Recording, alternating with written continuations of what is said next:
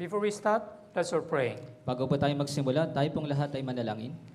Holy and gracious our Heavenly Father God who loves us, thank you so much for your grace and great love. Banal at mapagbiyaya naming Amang Diyos na nagmamahal sa amin, maraming salamat po sa iyong dakilang pag-ibig at biyaya. When we were still sinners, you had compassion on us and you saved our spirit from the eternal perdition. Nung kami po ay mga makasalanan pa, ikaw po ay nahabag sa amin at ililigtas mo po kami mula po sa walang hanggang kapahamakan. In this Lord's Day, we have gathered here those who are sanctified with the blood of Jesus in order to praise the Lord and also in order to listen to your word.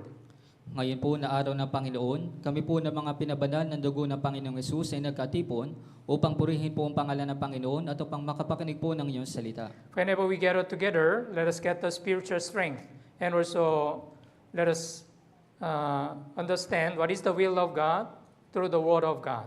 Sa tuwing kami po ay nagkakatipon, nawa makakuha po kami ng espiritual na kalakasan at nawa maunawaan po namin ang kalooban ng Diyos sa pamamagitan po ng salita ng Diyos. It's almost the end of the year, 2025. Kaya halos matatapos na po ang taon na 2025. Let us look back how did we spend this year. Nawa balikan po namin kung paano po namin ginugol ang taon po na ito. Especially if there is something which we were not able to accomplish the will of God through our Christian life, let us do our best to accomplish the will of God through our Christian life. At lalong-lalo na po, kung meron man po mga bagay na hindi pa po namin natutupad sa kalooban po ng Diyos, nawa sa taon po na ito, gawin po namin yung aming makakaya na matupad po yung kalooban ng Diyos sa amin pong mga buhay Kristiyano. We are going to have a New Year retreat from December 23 to 5. So let us have a priority to join this New Year retreat all together. Kaya lalong-lalo na po, kami po ay magkakaroon ng New Year Retreat. Kaya nawa magkaroon po kami ng prioridad na sumama po dito. Although we are busy and also we have a other schedule, let us have a priority to join this New Year retreat so that we can listen to the word of God and fellowship together. Kahit na kami po ay mga abala, nawa magkaroon po kami ng prioridad na dumalo po dito upang kami po ay makapakinig ng salita ng Diyos at magkaroon po ng pakikisama ng sama-sama. Today there are also the brothers and sisters who are not able to join this Lord's Day sermon. Ngayong araw po, meron po kami mga brothers and sisters na hindi po nakadala ngayon sa aming Lord's Day sermon. Please let them do not forget what is the love of God and grace of God, and then please let them continue their sincere Christian life until our Lord Jesus Christ second coming. Pakuusap, tulungan niyo po sila na huwag po nilang makalimutan ang pag-ibig at biyaya ng Diyos at nawa sila po ay makapagpatuloy sa kanilang buhay Kristiyano hanggang sa muling pagdating po ng Panginoon. From the beginning of this Lord's Day sermon until the end, the Holy Spirit is with us and guide us. Magsimula po hanggang sa matapos ang Lord's Day sermon, ang banal na Espiritu nawa ang tumulong at gumabay po sa amin. In the name of our Lord Jesus Christ, we pray. Ito po yung aming dinadalangin sa pangalan po ng Panginoong Jesucristo. Amen. Amen. Okay, let's open our Bible with Psalms 122 from verse 1 to verse 4. Buksan po natin sa mga awit 122, magmula po sa verse 1 hanggang verse 4.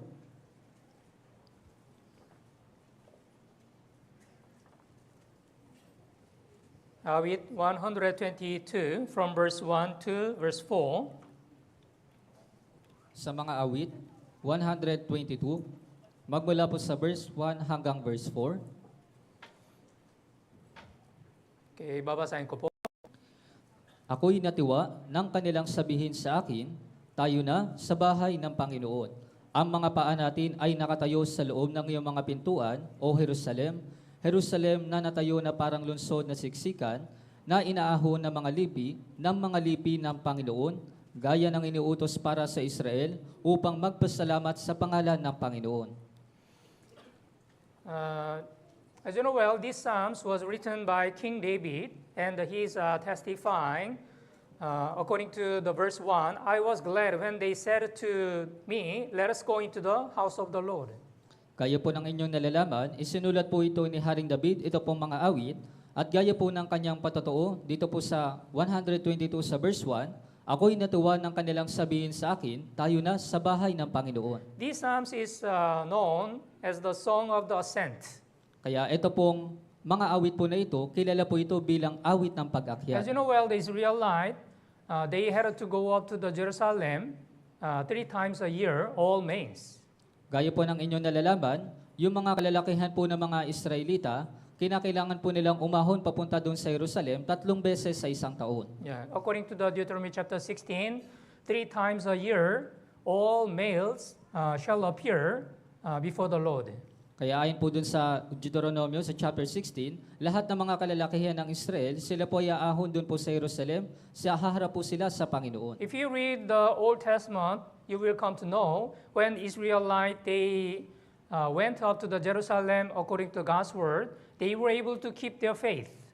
Kung titingnan po ninyo doon po sa Lumantipan, makikita po ninyo, nung umahon po yung mga Israelita sa Jerusalem, nagawa po nilang maingatan yung kanilang pananampalataya. But when they stopped going up to the Jerusalem, they became corrupt, and then they were far from the Lord.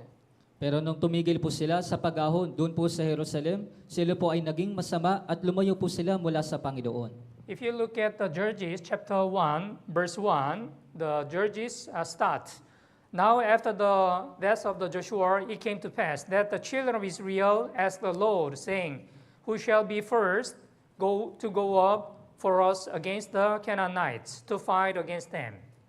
Dito po sa mga hukom, sa chapter 1 sa verse 1, pagkamatay ni Josue, itinanong ng mga anak ni Israel sa Panginoon at sinasabi, Sino ang mangunguna sa amin upang labanan ang mga Kananeyo?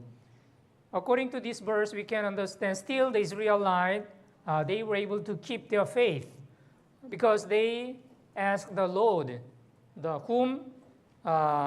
who shall be the first to go up against the Canaanites to fight against them? Kaya kung titignan niyo po dito, yung mga Israelita, nagawa pa po nilang ingatan yung kanilang pananampalataya dahil nagtanong po sila doon sa Diyos, sino ang mangunguna sa amin upang labanan ang mga Kananeyo?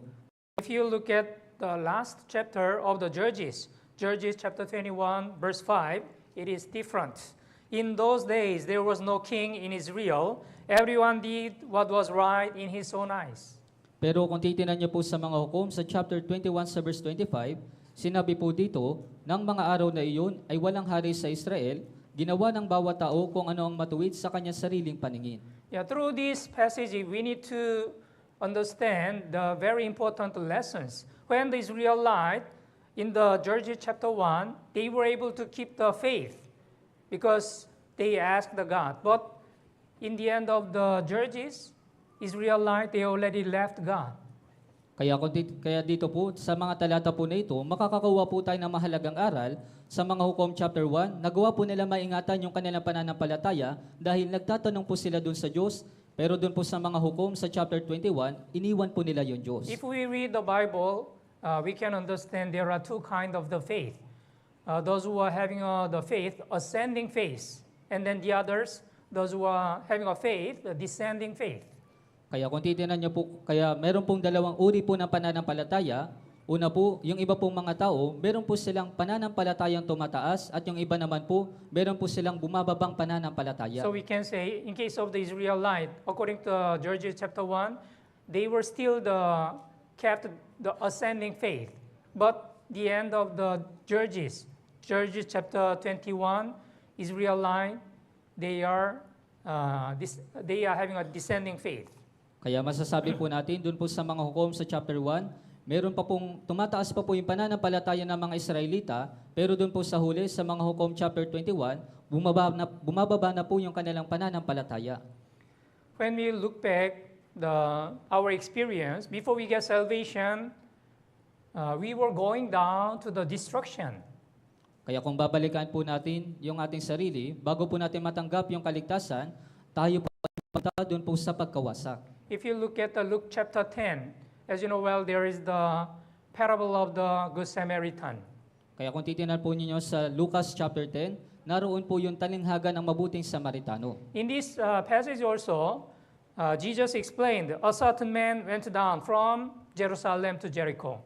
Kaya sa mga talata po na ito, ipinaliwanag din po ni Jesus na mayroon pong isang lalaki na pumunta po siya papunta po dun sa Jericho.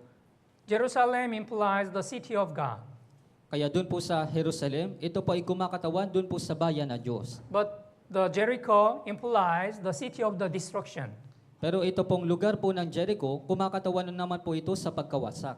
Yeah, this passage explains all men's the destination. When we were born in this world, we were born as a sinner. Kaya ipinapaliwanag po ng talata na ito na lahat po tayo, nung pinanganak tayo sa mundong ito, tayo po ipinanganak na makasalanan. Yeah, from Jerusalem to Jericho, it means because of the sin, we are going down to the destruction. Kaya magmula po sa Jerusalem, papunta doon sa Jericho, ibig sabihin, dahil po sa ating kasalanan, patungo po tayo doon sa pagkawasak. Yeah, a certain man went down from Jerusalem to Jericho and fell among thieves who stripped him and then his clothing, wounded him, and departed, leaving him half dead. May isang taong bumaba mula sa Jerusalem patungo sa Jericho at siya'y nahulog sa kamay ng mga tulisan, hinubaran siya ng mga ito at binugbog. Who is the image of this certain man who met the thieves in the ways of from Jerusalem to Jericho? Kaya sino po itong isang lalaki po na ito na nakasalubong po niya yung mga tulisan? Yeah. It was our situation before we get salvation. Kaya ito po yung ating sitwasyon bago po natin matanggap yung ating kaligtasan. But we were able to be saved through the Jesus Christ. Pero tayo po ay naligtas sa pamamagitan po ni Hesukristo. Yeah, before, as the Bible says, Isaiah chapter 53, verse 6, all we like sheep have gone astray. We have turned away everyone to his own way, and the Lord has laid on him the iniquity of us all. Kaya gaya po na sinabi sa Isaías sa chapter 53 sa verse 6, tayong lahat ay gaya ng mga tupang daligaw, bawat isa sa atin ay lumihis sa kanyang sariling daan, at ipinasan sa kanya ng Panginoon ang lahat nating kasamaan. Yeah, so before we get salvation, all people, we are in the destiny. Yeah, we were going down into the destruction. Kaya lahat po ng mga tao, tayo po ay nakatadhana, patungo po tayo dun sa pagkawasak. And if you read the Bible also, you will come to know there are image of the descending faith. At kung titingnan nyo rin po dun po sa Biblia, meron din pong imahe ng mga bumababang pananampalataya. Okay, let's open the Bible, Judges chapter 14. Buksan po natin sa mga hukom, chapter 14. Hukom, Judges chapter 14. Sa mga hukom, chapter 14.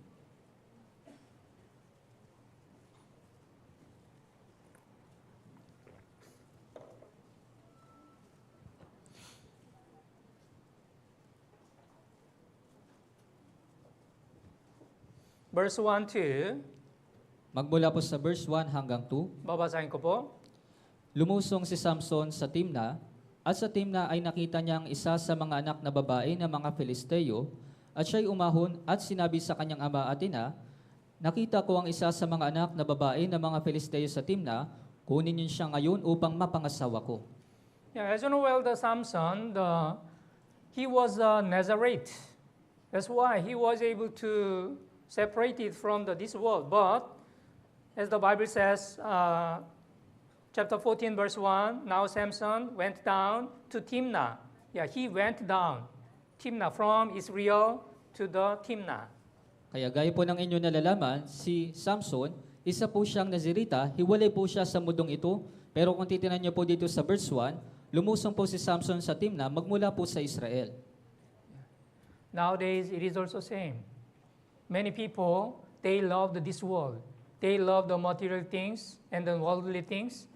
It means they are also ascending. They are having an ascending faith.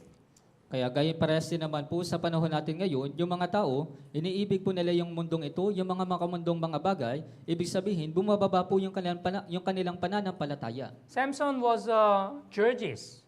He was separated from God. But when he loved the woman, other women's, his hair had cut and then he lost all his power.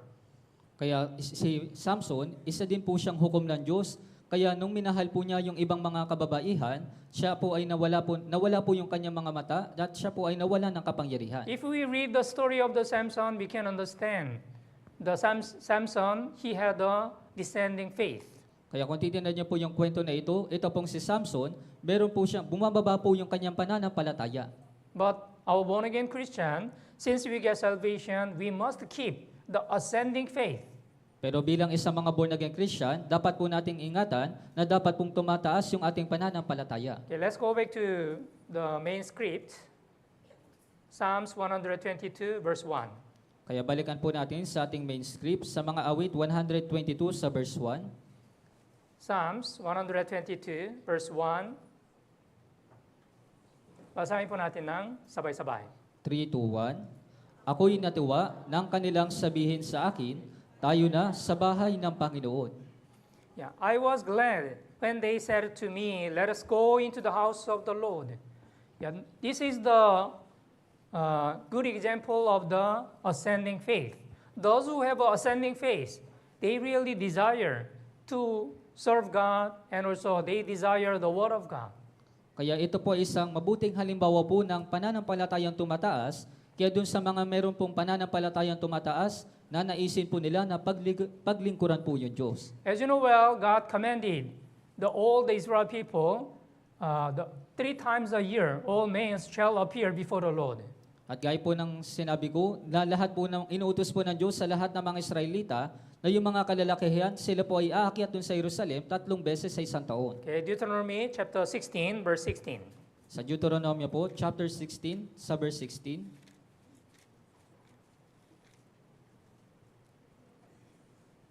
Deuteronomy chapter 16, verse 16.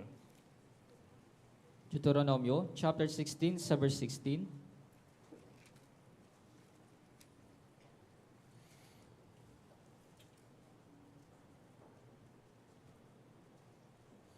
Verse 16 and verse 17, basahin po natin ng sabay-sabay. 3, 2, 1. 3 ulit sa isang taon ng iyong mga kalalakihan ay haharap sa Panginoon mong Diyos sa lugar na kanya pipiliin, sa pista ng tinapay na walang pampalsa, sa pista ng mga sanlinggo, at sa pista ng mga tolda, huwag silang haharap sa Panginoon na walang dala. Bawat lalaki ay magbibigay ng kanyang kaya ayon sa pagpapala na ibinigay sa iyo ng Panginoon mong Diyos. Yeah. If you look at the Old Testament, there are the 7 feasts given by the Lord. Kaya kung titingnan niyo po sa Lumang Tipan, meron pong 7 kapistahan na ibinigay ng Panginoon. Among these 7 feasts, these 3 feasts is important. That's why Israelite, they had to keep this feast and then they shall appear before the Lord. Kaya doon po sa 7 kapistahan na iyon, ito pong 3 kapistahan ay napakahalaga. Kaya nga po yung mga Israelita, kailangan po nila itong gawin at humarap po sa Panginoon. Yeah, verse 16 says, 3 times a year, all your males shall appear before the Lord your God, in the place which He chooses, at the feast of the unleavened bread, and at the feast of the weeks, and at the feast of tabernacles. Kaya sinabi po dito, 3 ulit sa isang taon ng iyong mga kalalakihan ay haharap sa Panginoon mong Diyos sa lugar na kanya pipiliin, sa pista ng tinapay na walang pampaalsa, sa pista ng mga sanlinggo, at sa pista ng mga tolda. As you know well, the feast of the unleavened bread, it is connected with the Passover, the feast of the Passover. Gaya po ng inyong nalalaman, ito pong pista ng tinapay na walang papaalsa, konektado po ito doon po sa Paskwa. Yeah. So, what does it mean? The Passover, it implies our salvation. Kaya ano pong ibig sabihin nito? Yung Paskwa, kumakatawan po ito sa ating kaligtasan. Yeah, Israelite also, they were saved after they experienced the Passover. Maging yung mga Israelita, sila rin po ay naligtas nung naranasan po nila yung Paskwa. Yeah, according to the Exodus chapter 13, God promised, when I see the blood, I will pass over you. Kaya gaya po ng ipinangako ng Diyos dun sa Exodus chapter 13, kapag aking nakita ang dugo, lalampasan ko kayo. Yeah, when all of our sins were forgiven through the blood of Jesus, yeah, we were able to be saved. Kaya nung napatawad po yung lahat ng ating mga kasalanan sa pamamagitan po ng dugo ni Jesus, tayo po ay naligtas. Yeah, January 14, that is the Passover. And then from the January 15, for 1 week, Israelite, they had to keep the feast of the unleavened bread. Kaya doon po sa January 14, ito po yung araw po ng Paskwa at magmula naman po January 15, sa loob po ng isang linggo, ito po yung pista po ng tinapay na walang pampaalsa. What does it mean, the feast of the unleavened bread? This means our Christian life. Since we get salvation, we should be separated from any kind of sin. Kaya ano pong ibig sabihin nito? Ibig sabihin po nito, pagkatapos po ng ating kaligtasan, sa ating pong buhay Kristiyano, kailangan po tayong maihiwalay mula po sa kahit na anumang kasalanan. During the feast of the unleavened bread, the Israelites, they had to eat the bread without the leaven. Kaya sa panahon po ng tinapay, sa pista po ng tinapay na walang pampaalsa, yung mga Israelita, kailangan po nilang kumain ng tinapay na walang pampaalsa. Yeah, leaven implies the sin in the Bible. Kaya ito pong pampaalsa, kumakatawan po ito sa kasalanan ayon po sa Biblia. So, the feast of the unleavened bread implies our Christian life. Since we get salvation, our Christian life should be separated from any kind of sin. Kaya ito pong tinapay na walang pista ng tinapay na walang pampaalsa, kumakatawan po ito sa atin na pagkatapos ng ating kaligtasan, kailangan tayong maihiwalay mula po sa kasalanan. That's why God commanded to keep this feast. This is very important. Kaya nga po iniutos po ng Diyos na kailangan po itong sundin ito pong kapistahan na ito. And next, the second, the Feast of the Weeks. This is after the Feast of the Weeks. 7 weeks, 7 days, 7 weeks. This means this is the 49 days. So after that, there will be the Pentecost. Kaya ito pong pista ng mga sanlinggo, ito po ay 7 linggo, ibig sabihin ito po ay 49 days. Kaya pagkatapos po nito, ito po yung araw ng Pentecostes. As you know well, disciples, they received the Holy Spirit on the day of the Pentecost, according to the Act chapter 2. Kaya po ng inyong nalalaman, yung mga alagad, sila po ay tumanggap ng Espiritu Santo doon po sa mga Gawa chapter 2 sa araw po ng Pentecostes. Yeah, it means the born-again Christian, all the born-again Christian, we shall be filled with the Holy Spirit. Ibig sabihin po nito, lahat po ng mga born-again Christian, tayo po ay mapupuspos ng Espiritu Santo. And number 3, at the Feast of the Tabernacle, this Feast of the Tabernacle implies the Jesus Christ's second coming. At ito naman pong pista ng mga tolda, panghuli, ito pong pista ng mga tolda, kumakatawan naman po ito sa muling pagbabalik ni Jesucristo. All the born-again Christian, we are waiting for the second coming of our Lord Jesus Christ. Lahat po tayong mga born-again Christian, inaantay po natin yung ikalawang pagdating ni Jesucristo. Yeah. So, God commanded the Israelite 3 times a year, your male shall appear before the Lord. Kaya inuutos po ng Diyos sa lahat ng mga kalalakihan sa mga Israelita, lahat po sila ay haharap sa Panginoon Diyos. But there is also condition. They shall not appear before the Lord empty-handed. Pero meron din pong napakahalagang kondisyon, huwag silang haharap sa Panginoon na walang dala. Yeah, verse 17, again, basahin po natin ng sabay-sabay. 3:1, bawat lalaki ay magbibigay ng kanyang kaya ayon sa pagkapala na ibinigay sa iyo ng Panginoon mo Diyos. Every man shall give as he is able according to the blessing of the Lord your God, which he has given you. So, Israelite, when they appear before the Lord, they had to offer. Kaya bawat lalaki po ng mga Israelita, sa pagharap po nila sa Panginoon, kinakailangan po nila na maghandog. Yeah, God commanded, you shall not appear before the Lord with empty-handed. Kaya iniutos po ng Diyos sa kanila, huwag silang haharap sa Panginoon na walang dala. Yeah, Israelite, by the help of God, they were able to be survived, and also they can be protected by God. Kaya sa yung mga Israelita, dahil po sa tulong ng Diyos, sila po ay naligtas. If they remember the grace of God, of course, they should offer before the Lord. Kung naaalala po nila yung biyaya ng Diyos, syempre po, kinakailangan po nilang magbigay sa Panginoon. Nowadays, it is also same. Yeah. For example, every Sunday, every Lord's Day, all brothers and sisters, we will attend the church in order to listen to the Word of God and also have fellowship together.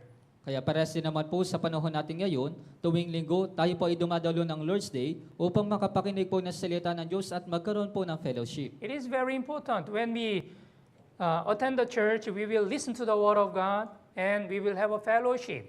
Kaya napakahalaga po nito, tayo po ay dumadalo sa church upang makinig po ng salita ng Diyos at magkaroon po ng fellowship. And the brothers and sisters, through the fellowship and the Word of God, they will get the spiritual strength.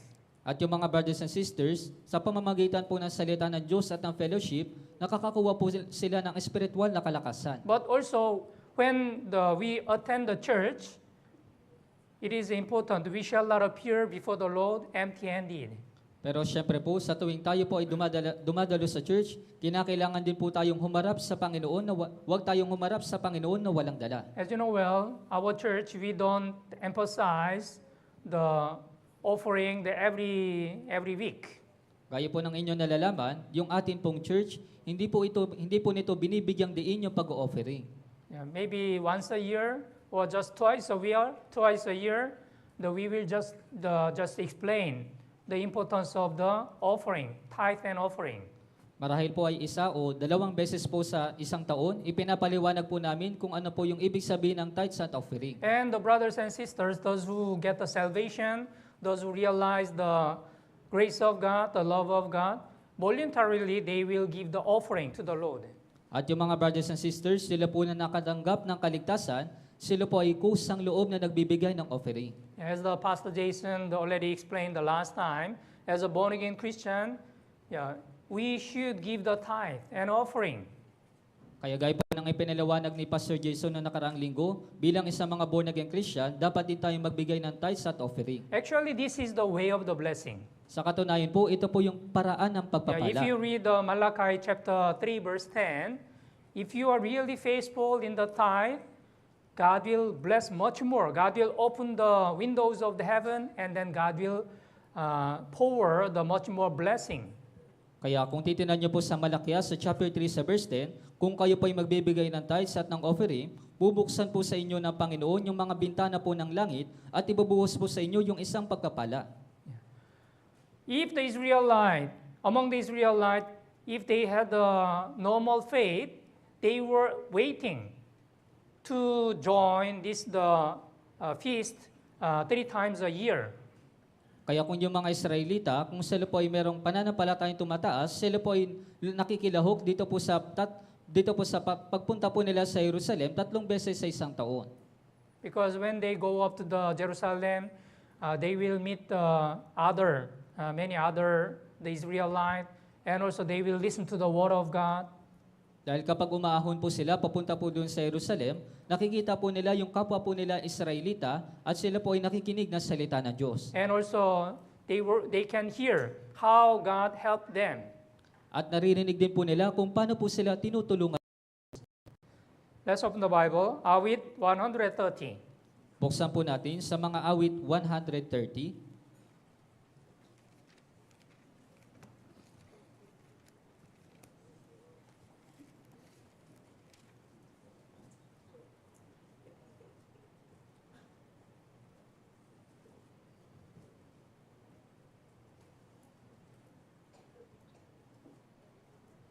Verse 5 and verse 6.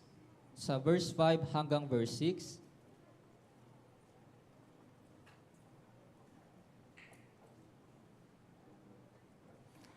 From verse 5 to verse 7, Magmula po sa verse 5 hanggang sa verse 7. basahin po natin ng sabay-sabay. 3, 2, 1. Ako'y naghihintay sa Panginoon, naghihintay ang aking kaluluwa, at sa kanyang salita ako ay umaasa. Sa Panginoon ay naghihintay ang aking kaluluwa, higit pa kaysa bantay sa umaga, tunay na higit pa kaysa bantay sa umaga. O Israel, umasa ka sa Panginoon, sapagkat sa Panginoon ay may tapat na pagmamahal, at sa Kanya ay may saganang katubusan. Yeah, according to this verse 5, I wait for the Lord, my soul the waits, and His word I do hope. Yeah, he really desire the word of God. Kaya dito po talagang ninanais po niya yung salita po ng Diyos. Yeah, this is the image of the ascending faith. Kaya ito po yung imahe ng tumataas sa pananampalataya. Yeah, those who have ascending faith, they shall really desire the word of God. Kaya dun sa mga mayroong pananampalatayang tumataas, talagang nanaisin po nila yung salita ng Diyos. Yeah. As you know well, also we have a general gathering several times in a year, like a New Year retreat and also summer retreat. Gaya po ng inyong nalalaman, sa loob po ng isang taon, nagkakaroon po tayo ng ilang mga general na pagtitipon, gaya po ng summer retreat at New Year retreat. Yeah, this coming the New Year retreat this week, that we will also gather in our retreat center. Kaya sa linggo din pong ito, tayo rin po ay magtitipon doon po sa retreat center. Tayo rin po ay magtitipon doon po sa ating retreat center. Are you really also anticipating to join this New Year retreat? Kaya kayo rin po ba ay dadalo dito po sa darating na New Year retreat?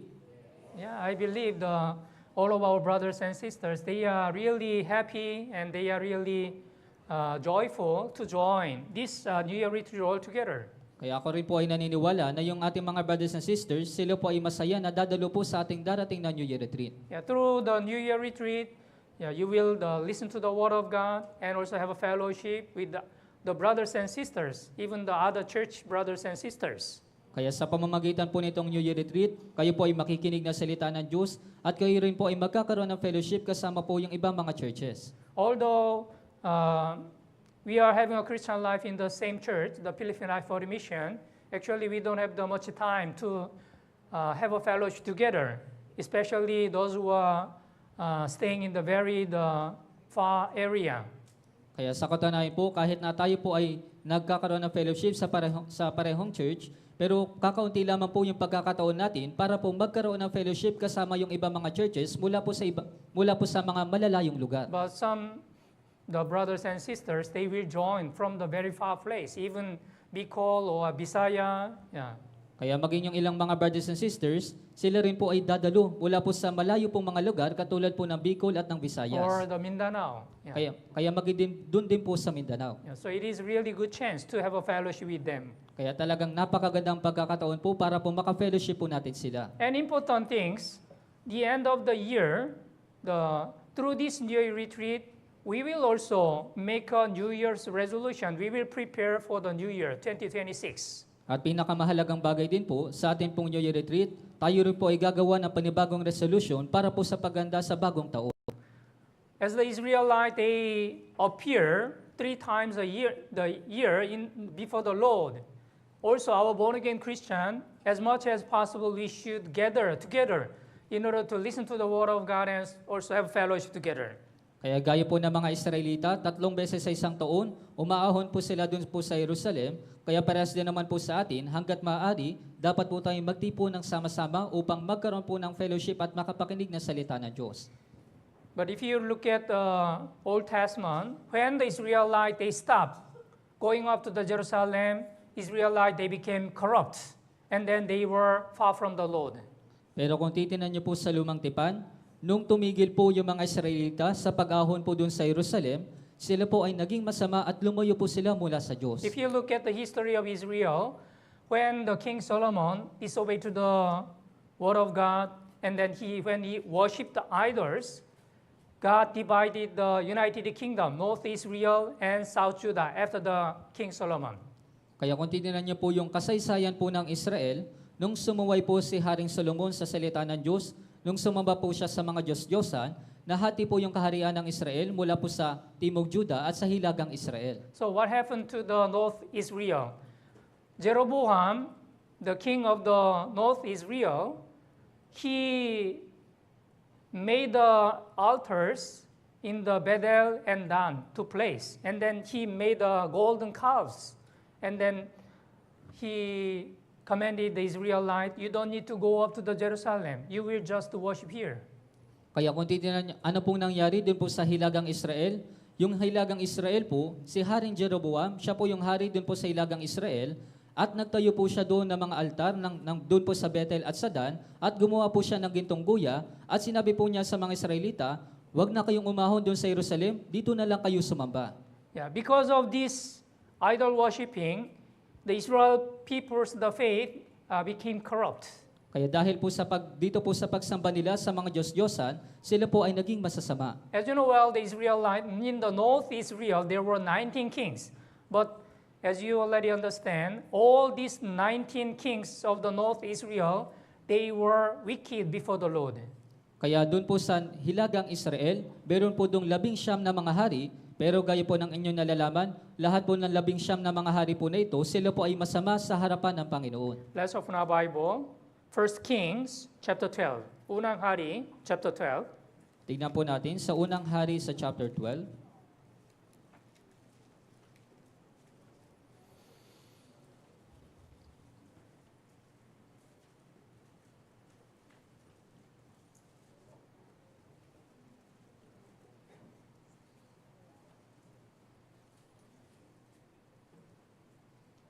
From verse 28 to 30, Magmula po sa verse 28 hanggang verse 30. 1 Kings chapter 12, from verse 28 to 30, babasahin ko po. Kaya't ang hari ay humingi ng payo at gumawa ng 2 guyang ginto. Sinabi niya sa kanila, kalibisan na sa inyo ang pumunta pa sa Jerusalem. Masdan mo, O Israel, ang iyong mga Diyos na nagdala sa inyo mula sa lupain ng Ehipto, inilagay niya ang isa sa Bethel at ang isa sa Dan. Ang bagay na ito ay naging kasalanan sapagkat ang bayan ay umahon upang sumamba sa harap ng nasa Bethel at nagtungo rin sila sa Dan. Yeah, so Jeroboam said, it is too much for you to go up to the Jerusalem. It means you don't need to go up to the Jerusalem. You will just worship the golden calves in the Bethel and Dan. Kaya sinabi po ni Haring Jeroboam, kalabisan sa inyo na pumunta pa sa Jerusalem, ibig sabihin, wag na kayong pumunta sa Jerusalem, sumamba na lang kayo dito sa gintong guya. We should remember when the Israelites, they stopped going up to the Jerusalem, their faith also became corrupt. Dapat po nating tandaan, nang tumigil po yung mga Israelita na umahon po doon sa Jerusalem, yung kanila pong pananampalataya ay naging masama. Israelites from that time, they worshipped so many kind of the idols, Baals and Asherah and other idols.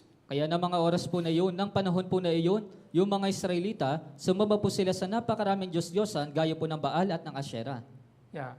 Jeroboam said, it is too much for you to go up to the Jerusalem. Maybe it would be very difficult to travel the long distance from Jerusalem, from the North Israel to the Jerusalem. Yeah, and then it was very hard time. Kaya marahil po, napakahirap din po na sila po ay maglakbay sa napakahabang lakbayin magmula po dun sa Hilagang Israel papunta po dun sa Jerusalem. But when the Israelites, although there were much difficulties, if they go up to the Jerusalem, yeah, they were able to keep the faith. But when they stopped, their faith became corrupt. Pero yung mga Israelita, kung aahon po sila doon po sa Jerusalem, maiingatan po nila yung kanilang pananampalataya, pero ngunit sila po ay tumigil. Nowadays, it is also same. Sometimes, some brothers and sisters, they are living very far place, long distance. It takes long to travel. Kaya para sila naman po sa panahon natin ngayon, yung ilang mga brothers and sisters, sila po ay nakatira doon po sa mga malalayong lugar, mahaba po yung distansya. Or sometimes you need to spend a lot of the transportation fee. O kaya naman po kinakailangan niya pong gumugol na maraming pera para po sa transportation. But because of this inconvenience or this kind of things, if you stop attending to the church, what will happen? Pero kung dahil po sa mga bagay po nito, kayo po ay titigil, ano po yung mangyayari sa inyo? Yeah. You will be far from the Lord. And then you will be far from the church, little by little. Kaya paunti-unti po, kayo po ay malalayo mula sa Panginoon, malalayo po kayong mula sa church. We should remember why God commanded the Israelites, the all males should appear before the Lord 3 times a year. Kaya dapat po natin tandaan kung bakit po inutos ng Diyos sa mga Israelita na dapat po silang humarap sa Panginoon 3 beses sa isang taon. Nowadays, it is also same. If we don't attend the church on every Sunday, our heart will be far from the Lord, little by little. Kaya pares din naman po sa panahon natin ngayon, kung di po tayo dadalo tuwing Sunday, yung ating pong puso ay malalayo mula sa Panginoon. We cannot keep our faith until the end. Hindi po natin magagawang ingatan yung ating pananampalataya hanggang sa huli. But if you look at the Bible, there are also good example of the ascending faith. Pero kung titignan niyo po sa Biblia, meron din pong mabuting halimbawa ng pananampalatayang tumataas. If you look at 1 King chapter 10, there is the story of the Ethiopian king, the Siva. Kaya kung titignan niyo po sa unang hari sa chapter 10, naroon po yung reyna ng Seba. Siva, she traveled a very long distance from Ethiopia to the Jerusalem. Kaya ito pong reyna po ng Seba, siya po ay naglakbay sa napakalayong lugar magmula po Ethiopia papunta po doon sa Jerusalem. She wanted to hear the true message through the King Solomon. Kaya gusto po niya na makapakinig na mensahe mula po doon kay Haring Solomon. And also, if you look at Acts chapter 8, there is the story of the Ethiopian eunuch. At kung titingnan nyo naman po sa mga gawa sa chapter 8, naroon po yung isang eunuch na taga-Ethiopia. He also traveled very long distance from Ethiopia to Jerusalem. Naglakbay din po siya ng napakalayong lugar, magmula po Ethiopia patungo po dun sa Do you Jerusalem. know how is it far from the Ethiopia to Jerusalem? Alam niyo po ba kung gaano po kalayo yung Ethiopia magmula po dun sa Ethiopia papunta dun sa Jerusalem? Is there anyone who knows how long distance from Ethiopia to Jerusalem? Kaya meron po bang nakakaalam kung gaano po kalayo ito? Ito pong Ethiopia papunta dun sa Jerusalem? It's around 2,500 kilometers. Ito po ay nasa 2,500 kilometers. Nowadays, we have a car or the train or airplane, so we can travel easily. But in those days, from now, around 1,900 years ago or 2,000 years ago, how long did it take to travel from Ethiopia to Jerusalem? Kaya sa panahon po natin ngayon, meron po tayong mga sasakyan, meron tayong train, eroplano, kaya napakadali lamang po na maglakbay sa ibang lugar. Pero noon po, 2,000 years ago o 1,900 years ago, ilang araw po yung ginugol po nila na maglakbay papunta po din sa Jerusalem? Maybe several months. Marahil po ay ilang pong mga buwan. Yeah, we need to think about why this Ethiopian eunuch, he traveled very long distance. Pero kailangan po natin pag-isipan, bakit po siya naglakbay ng napakalayong Yeah, distansya? he was also very high officer because he was in charge of the treasury of the king, the Kandake. Dahil isa rin po siyang mataas, meron po siyang mataas, siya rin po ay isang mataas sa opisyal at mataas din po yung kanyang opisyal doon po sa reyna ng Seba. So, because of he really wanted to serve God in Jerusalem, yeah, he traveled. That's why God sent the Philip and then to deliver the true gospel. Dahil gusto po niya na maglingkod po talaga doon sa Diyos, kaya isinugo po ng Diyos itong si Felipe upang siya po ay maligtas. Think about because of the difficulties and then inconvenience to travel the long distance, if the Ethiopian eunuch stopped going up to the Jerusalem, he was not able to be saved. Kaya pag-isipan niyo po ito, kung nahirapan po siya dahil po doon sa kanyang paglalakbay, kung siya po titigil, marahil hindi po siya maliligtas. When we compare our Christian life nowadays, and then in the situation of the early churches, actually it cannot be comparable. Kaya kung ikukumpara po natin yung panahon natin ngayon at sa mga sinaunang iglesia, sa katunayan po, hindi po ito maikukumpara. Yeah, 1,900 years ago, there was no car. There was no any plane. Kaya 1,900 years na yung nakakalipas, wala pong anumang sasakyan, wala pong anumang eroplano, There was no any motorcycle. wala pong anumang motorsiklo. But nowadays, we have a very convenient transportation. Pero ngayon po, meron po tayong mga convenient na mga transportation. Every condition is much better than before, but there are also some brothers and sisters who don't attend the church. Kaya mas mabuti po yung sitwasyon po natin ngayon kaysa po noon, pero meron ilan po mga brothers and sisters, hindi po sila dumadalo ng church. Yeah, they make excuse. It is very far. Huh? Kaya marahil po nagdadahilan po sila, napakalayo. Or I am very busy. O kaya naman, napaka-abala pa ako. So we need to think about what is their priority in their lives. Kaya kailangan po natin pag-isipan kung ano yung prioridad nila sa kanilang mga buhay. If they are really saved by the grace of God, they have to serve the Lord. It is really necessary. Kaya kung talagang sila po ay naligtas, kailangan po nilang paglingkuran yung Diyos, ito po ay kinakailangan. But the brothers and sisters, they forgot the importance of their life. What is really important in their lives? Pero yung ilang mga brothers and sisters, nakalimutan po nila kung ano po yung mahalaga sa kanilang mga buhay. And also think about the life of the Ezra. Ezra, he was a very high officer in the Babylon. At kung tignan niyo rin po si Ezra, isa rin po siyang mataas sa opisyal doon po sa Babylonia. According to the Bible, the Ezra, he was able to receive everything what he want from the king. Kaya ayon po sa Biblia, si Ezra, natatanggap po niya yung kahit na anumang bagay mula po doon sa hari. If the Ezra only stay in the Babylon, he would have a very comfortable life. Kung si Ezra, kung nanatili po siya doon sa Babylonia, marahil po ay magkakaroon po siya ng komportableng buhay. But in order to teach the word of God to the Israelite, he decided to go up to the Jerusalem. Pero upang maituro po niya yung salita ng Diyos doon sa mga Israelita, pumunta po siya, umahon po siya papunta doon sa Jerusalem. Let's open our Bible, Ezra chapter 7. Buksan po natin sa Ezra sa chapter 7.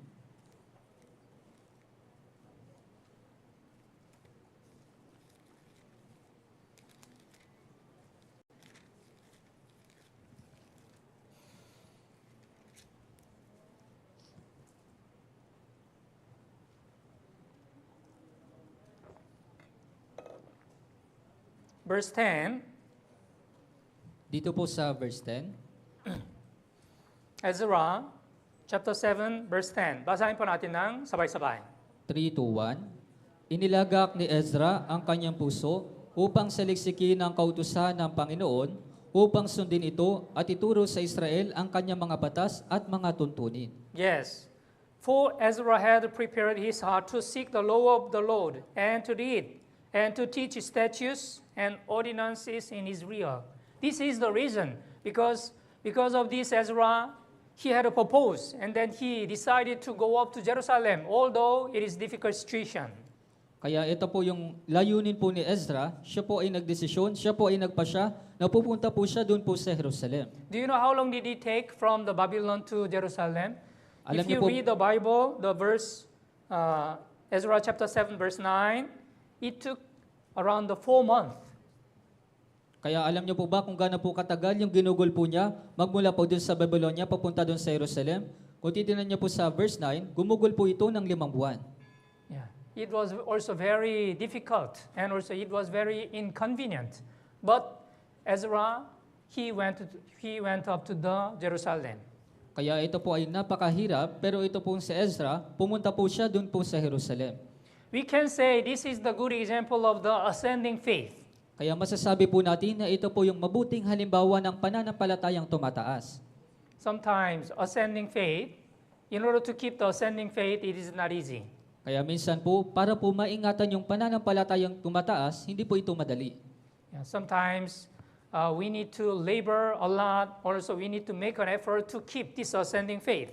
Minsan, kinakailangan na nating magpagalang napakarami, kinakailangan nating magsikap para po maingatan yung ating pananampalataya. But the former Christians who are really faithful, although there was difficulties, they kept their ascending faith. Pero yung mga sinaunang Kristiyano, kahit na meron pong mga kahirapan, pero iningatan po nila yung kanilang pananampalatayang tumataas.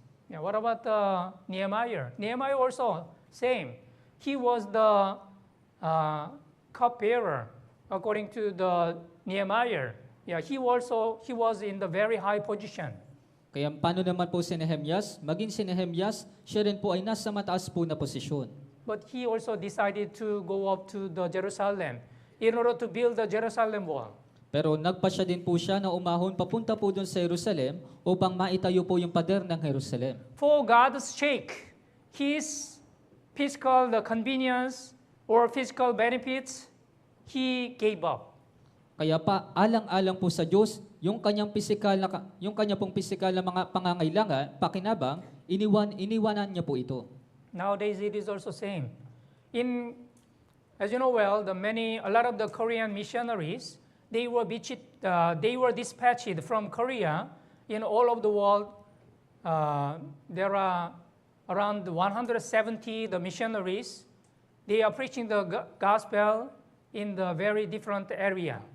Kaya gaya po ng inyong nalalaban, yung mga Korean missionary, sila po ay pinadala mula po sa Korea, papunta po dun sa iba't ibang mga bansa, at nasa 170 po na mga missionary, sila po ay nangangaral ng ebanghelyo sa iba't iba pong mga lugar. Yeah. They are preaching the gospel in the very difficult environment. For example, the Myanmar or the Mongolia or some South America. Kaya sila po ay nangangaral sa napakahirap po mga sitwasyon, napakahirap po sa kanilang paligid, gaya po ng Myanmar, sa Mongolia, at maging sa South America.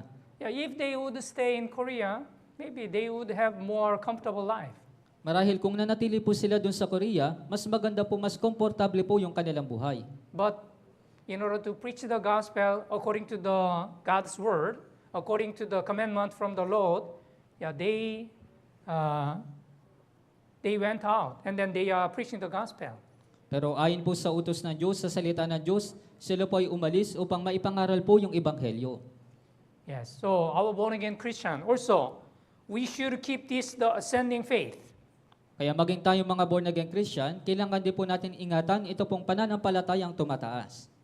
And let's think about what is the appearance of the ascending faith. At kailangan din po natin pag-isipan, ano ba yung imahe ng pananampalatayang tumataas? Those who have ascending faith, they shall really come to the Word of God diligently.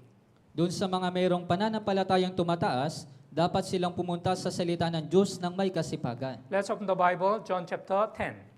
Buksan po natin sa Juan chapter 10.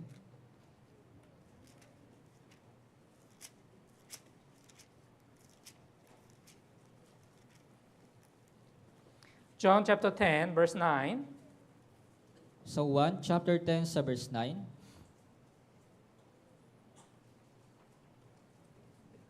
Juan chapter 10, verse 9. Basahin po natin ng sabay-sabay. 3, 2, 1.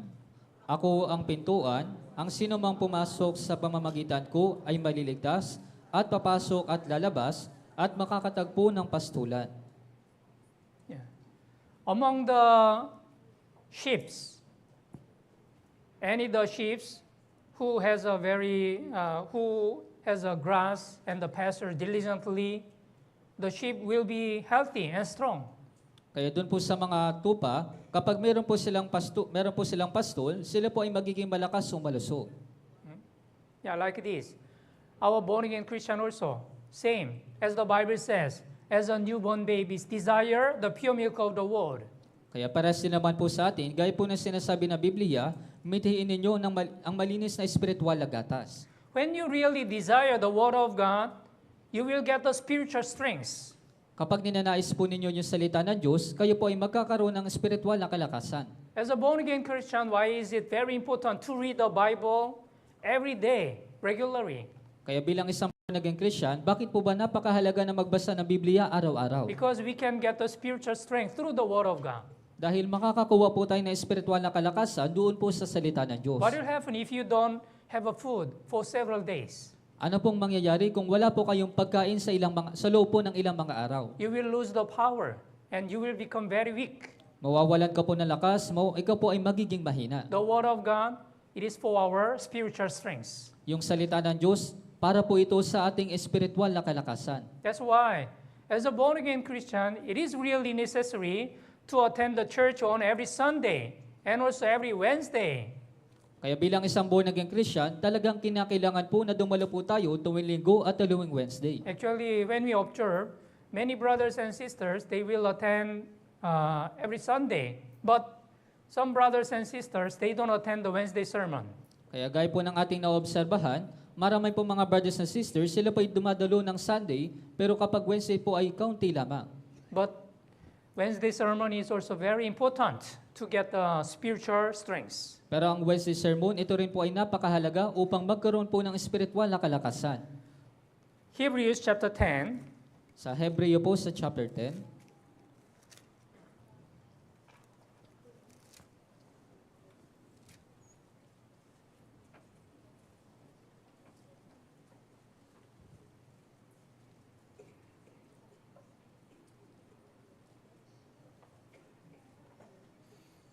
verse 22.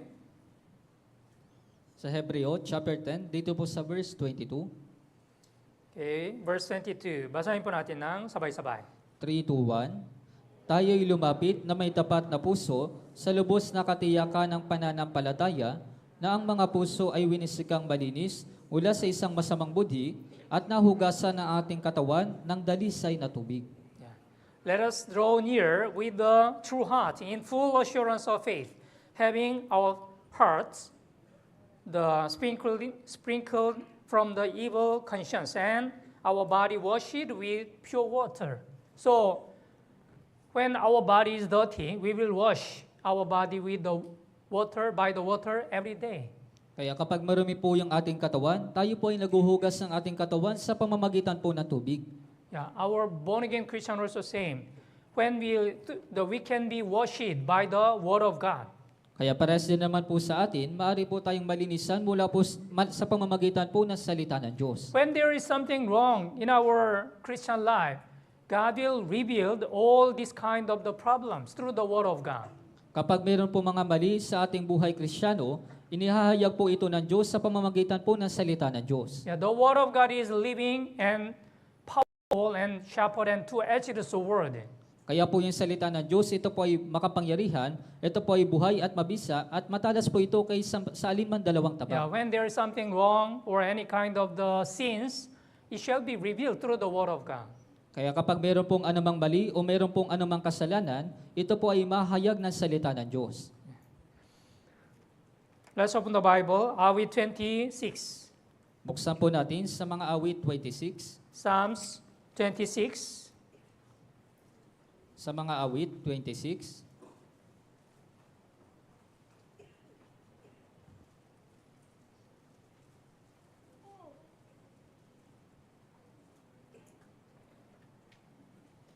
Verse 8, basahin po natin ng sabay-sabay. 3, 2, 1. O Panginoon, mahal ko ang bahay na iyong tinatahanan at ang dakong tinatahanan ng iyong kaluwalhatian. Yeah, Lord, I have loved the habitation of your house and the place where your glory dwells. So, those who have a ascending faith, they shall really love the house of God. Kaya doon po sa mga mayroong pananampalatayang tumataas, talagang mamahalin po nila yung bahay po ng Diyos. Nowadays, it is also same. Those who are having a ascending faith, they shall also love the church of God. Kaya pares din naman po sa panahon natin ngayon, doon sa mga mayroong pananampalatayang tumataas, mamahalin po nila yung iglesia po ng Diyos. Awit 27, verse 4. Sa awit 27 sa verse 4, Basahin po natin ng sabay-sabay. 3, 2, 1. Isang bagay ang hiningi ko sa Panginoon na aking hahanapin, na ako'y makapanirahan sa bahay ng Panginoon sa lahat ng mga araw ng aking buhay, upang mamasdan ang kagandahan ng Panginoon at sumangguni sa kanyang templo. Yeah. As the King David already testified, one thing I have desired of the Lord that I will seek, that I may dwell in the house of the Lord all the days of my life. Yeah, this is important. Not only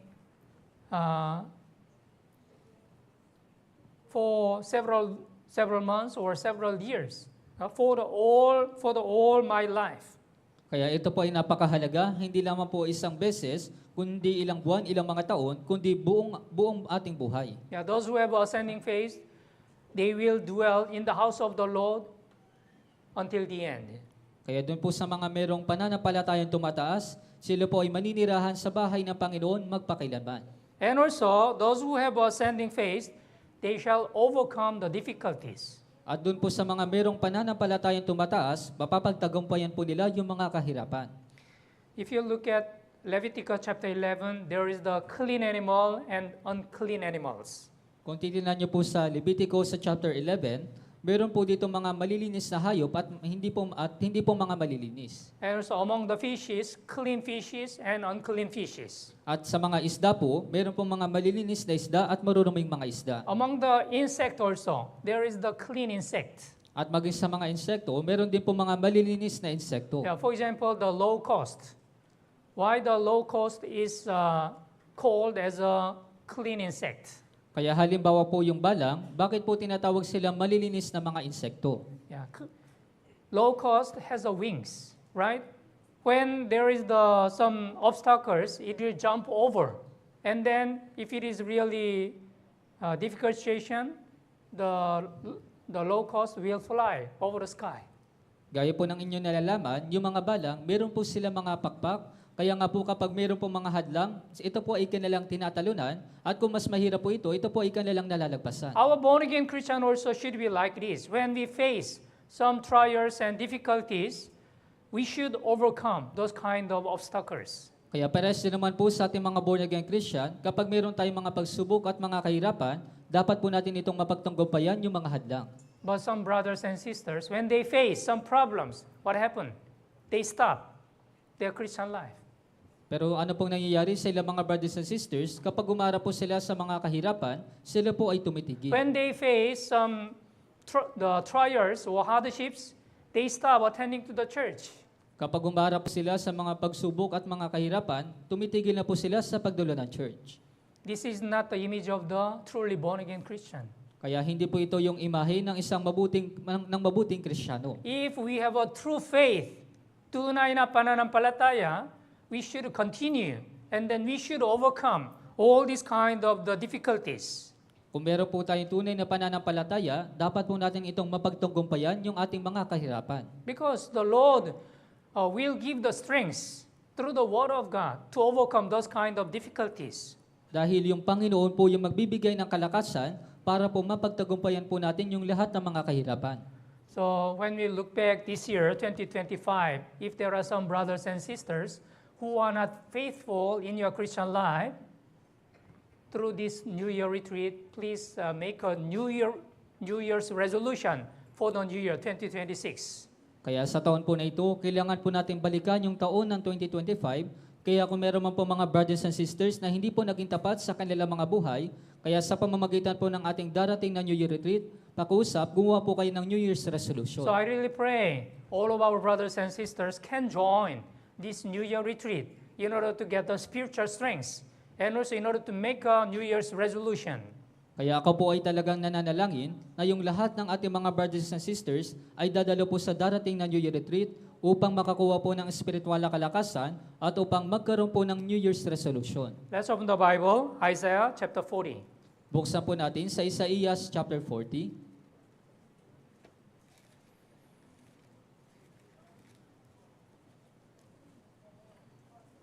Verse 31. Dito po sa verse 31.